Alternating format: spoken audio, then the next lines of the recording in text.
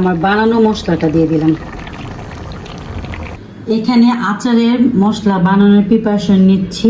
তো কি কি নিয়েছি আপনাদের সাথে সেটা শেয়ার করি। এখানে আছে পাঁচফোড়ন, তারপরে জিরা, সরিষা, সাদা সরিষা নিয়েছি, তারপরে মেথি, এটা হচ্ছে আস্ত ধনিয়া, কাঁচাটা এটা আমি টেলে নিব, আর শুকনা মরিচ। তো সব কিছু এখন সুন্দর করে টেলে এগুলো সব ব্লেন্ড করে নেব। তো একসাথে করব না, শুকনা মরিচ আর ধনিয়াটা আমি একসাথে টেলে ব্লেন্ড করব, আর পাঁচফোড়নটা আলাদা থাকবে। শুকনো মরিচগুলোকে আগে একটু ভালো মতো টেলে নিই। সব কিছু ভাজার এত সুন্দর একটা স্মেল বেরোচ্ছে। তো আমি শুকনো মরিচ ভাজলাম, ধনিয়া ভাজলাম, এখন হচ্ছে পাঁচফোড়নগুলো ভেজে নিচ্ছি। এই যে আমার স্পেশাল মশলাটা বানালাম, সব কিছু ব্লেন্ড করে নিয়েছি, আর শুকনো মরিচ মানে চিলি ফ্লেক্সটা আমি আলাদা করে নিয়েছি, কারণ এটা যদি এটার সাথে করি আবার ঝালের পরিমাণ বেশি হয়ে গেলে, তো এটা আমি পরিমাণ মতো দিব। এখন আমি আচার মাখাবো। ফার্স্টে হচ্ছে আমি আমের টক ঝাল মিষ্টি আচারটা দিব। এখানে একটু সরিষার তেল দিয়েছি, আর দিচ্ছি আস্ত পাঁচফোড়ন। তো এটাকে একটু ভালো মতো তেলে ভেজে নিব। এখানে দিব আস্ত জিরা, তো অল্পই দিব, আস্ত জিরাটা খুব বেশি দিব না, সামান্য পরিমাণ দিব। তো মিষ্টি আচারে আমি আবার এই জিনিসটা ইউজ করি, ঝাল আচারে দিই না। এখানে দেব একটু আদা রসুন বাটা, মরিচের গুঁড়া দিব হাফ চামচ, এই চামচটা ছোট, হলুদ দিব হাফ চামচ, ধনিয়া দিব হাফ চামচ, এরকম সব কিছু দিয়ে এখন ভালো মতো এটা মিশাবো।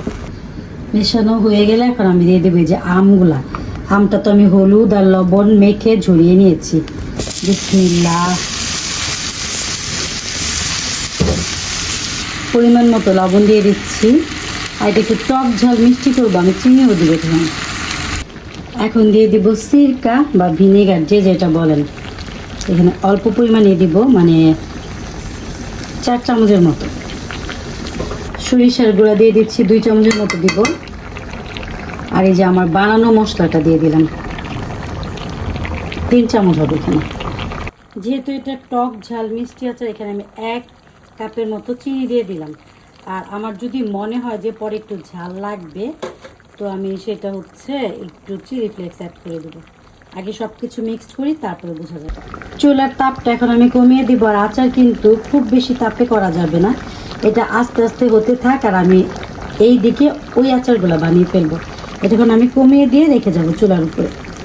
এগুলোকে আমি কুচি কুচি করে যে একটা চালনির মধ্যে ঝরা দিয়ে রেখেছিলাম, আমি একটু চিপড়িয়ে নিয়েছি যাতে একটু পানি না থাকে। এখন এইটা আমি এখানে ঢেলে নেব। এই যে মাটির একটা প্লেটে আমি এটা ঢেলে নিয়েছি, আর এটার মধ্যে একটু পানিও নিই। আমি একটু এগুলাকে ফাঁকা ফাঁকা করে দিচ্ছি, মানে একটু সুন্দর যেন ঝরঝরা হয়। আর এই আচারটা খেতে কিন্তু অনেক মজা, মানে কোনো রোদে দেওয়ার ঝামেলা ছাড়া, চুলায় জাল দেওয়ার ঝামেলা ছাড়াই এই আচারটা আমি বানাবো। এই আচারটা খাবার পরে বোঝা যায় এটা আসলে কত মজার একটা আচার। তো এটা এখানে দিয়ে নিয়েছি, আর এখন দিব একটু সামান্য পরিমাণ ভিনেগার। সামান্য না, এখানে আমি প্রায় হাফ কাপের একটু কম, মানে যে এই বাটিটাতে অর্ধেক বাটির মতো দিলাম। তো এটা দিয়ে তারপর হচ্ছে আমি সব মশলাটা দিব। মানে এইটার কোনো তেমন মশলা লাগবে না, আমি যে মশলাটা বানিয়েছি, এই যে এই মশলাটা একদম অল্প হাফ চামচ দিব। তো এখানে আমি 1 চামচের মতো চিলি ফ্লেক্স দিলাম, আর লবণ যেহেতু আগেই মেখে নিয়েছি, তো লবণ যদি লাগে আবার দিব। আর এখন দিব হচ্ছে এই যে সরিষার তেল। তো সরিষার তেলটা খুব বেশি দিব না, সামান্য পরিমাণেই দিব। এখন একটু সুন্দর মতো সব কিছু মিশিয়ে নিই। লবণটা লাগলে আমি লবণটা দিয়ে দিব। তো বাগারের জন্য প্যানে একটু সরিষার তেল দিয়ে দিচ্ছি, খুব বেশি দিব না, সামান্য পরিমাণে দেব। দিচ্ছি কয়েকটা শুকনো মরিচ, আর দেব সামান্য পরিমাণ হচ্ছে পাঁচফোড়ন। তো এটা দেওয়ার পর একটু সামান্য ভেজে নিব, খুব বেশিও ভাজবো না। এটা একটু গরম হলে পরেই এটা আমি ওই আচারটার মধ্যে ঢেলে দিব। তো এটা ভাজা হয়ে গেছে, এখন আমি এটা আচারের মধ্যে দিয়ে দেব। গরম গরমে আচারের মধ্যে দিয়ে দিচ্ছি। এটা দেওয়ার পর খুব সুন্দর মতো এখন আমি এটা আচারের সাথে মিক্সড করে নিচ্ছি। এটা কিন্তু দেখতে ওয়ান কাইন্ড অফ আমের ভর্তার মতো লাগছে, বাট এটা কিন্তু ভর্তা না, এটা হচ্ছে আমের ঝুরা আচার। তো এই আচারটা কিন্তু আপনারা এইভাবে বানিয়ে মানে প্রায় 1 বছরের মতো সংরক্ষণ করে খেতে পারবেন, এটা কোনো প্রবলেম হয় না। এটা আমি আগেও বানিয়েছিলাম, এটা খেতে খুবই ভালো লাগে। আর যারা মনে করেন যে একটু প্রবলেম হবে তারা এটা ফ্রিজে রেখেও খেতে পারেন। ফ্রিজে রাখলে কি হয়, জিনিসটা একদম কচকচা থাকে। এখন আমি আমের কচকচা আচারটা বানাবো। এটা লবণ দিয়ে মেখে লবণের পানিটা ঝরিয়ে নিয়েছি, আর লাগবে হচ্ছে 2টা মশলা। এই যে আমি একটি স্পেশাল মশলা বানালাম, সেটা তো দেখালামই, আর হচ্ছে চিলি ফ্লেক্স, আর কিচ্ছু লাগবে না, সাথে লবণ, তেল আর সিরকা। এখানে হচ্ছে আমি এই মশলাটা নিব, এই মশলাটা নিব হচ্ছে 2 চামচ, যেটা 1/2 চামচ করে। তো এখানে 2 চামচ নিয়ে নিলাম। আর চিলি ফ্লেক্স নিব হচ্ছে 2 চামচ, কারণ এটা হচ্ছে মজাই, চিলি ফ্লেক্স আর ওইটা। তো এই 2টা দিয়ে তো বানানো হবে। লবণ যেহেতু দিয়েছি, তো লবণ এখানে পরিমাণে কমই দিচ্ছি, লাগলে আবার দিয়ে নিব। আর এখন দিব হচ্ছে সরিষার তেল। তো সরিষার তেল দিয়ে মশলাটাকে খুব ভালো মতো মিক্সড করে নিতে হবে। আর এই আচারটা কিন্তু হাতে মেখে বানাতে হবে। আগে মশলাটা একটু ভালো করে মিক্সড করি, তারপরে হচ্ছে আম দিয়ে হাতে মেখে এটা বানাতে হবে।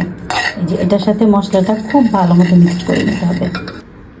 আমি যখনই এই আচারটা বানাই, মানে মশলার স্মেলটা আমার কাছে এত ভাল লাগে, মানে বানানোর সময় মনে হয় যে খেয়ে ফেলি, খুব সুন্দর একটা স্মেল বের হয়। এখন এই যে আমগুলো আমি মশলার মধ্যে দিয়ে দিচ্ছি।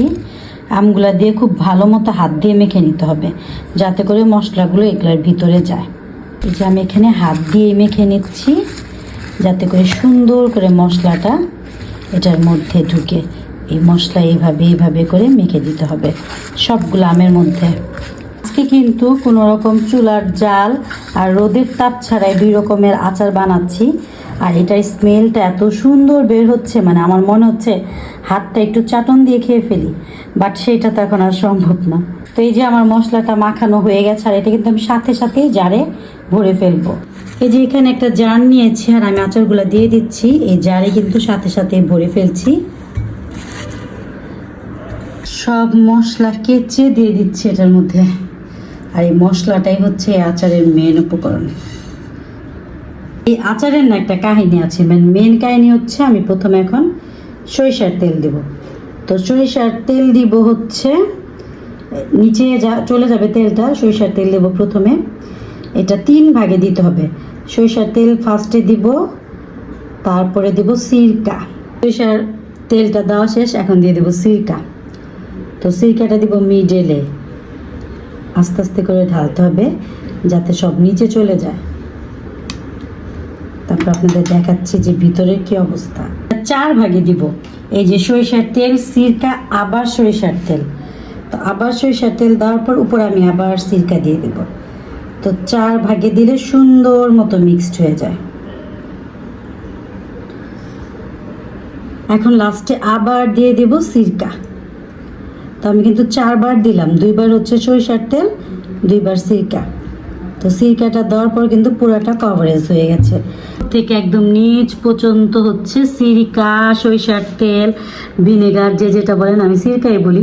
ছোটোবেলা থেকে আমার মাকে সিরকা বলতে শুনেছি, তো সেটাই শিখেছি, ভিনেগারও বলি। তো পুরাটাই কিন্তু ভরে গেছে, সরিষার তেল, সিরকা, সরিষার তেল, সিরকা। এই তো আমার আচার কিন্তু কমপ্লিট। এখন এটা আমি বয়মের মুখটা মানে লাগিয়ে এটা বাইরে রেখে দেবো। আর এই আচারটা মানে যতদিন খাবেন ততদিন ঠিক এরকম কাঁচা আমের মতোই কচকচা থাকবে। এর জন্য এটা আমি নাম দিয়েছি কাঁচা আমের কচকচা আচার।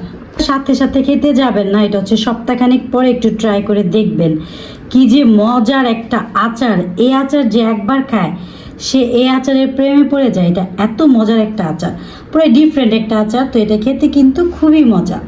এখন আমি রেখে দেব। তাতে কিন্তু আজকে আমি মানে চুলায় জাল ছাড়া, রোদ ছাড়া 2টা আচারের রেসিপি শেয়ার করলাম। কার কার কাছে ভালো লেগেছে অবশ্যই কমেন্টস করে জানাবেন। এদিকে কিন্তু আমার টক ঝাল মিষ্টি আচারটা হয়ে গেছে, আর এটা কিন্তু একটু রোদে দিতে হবে। তো এটা আমি কালকে সকালে আল্লাহ যদি বাঁচিয়ে রাখে উঠে এই যে এই কড়াই সহ রোদে দিব। তারপর রোদে দেওয়ার পর ঘরে এনে ঠান্ডা করে বয়মে ভরে ফেলবো।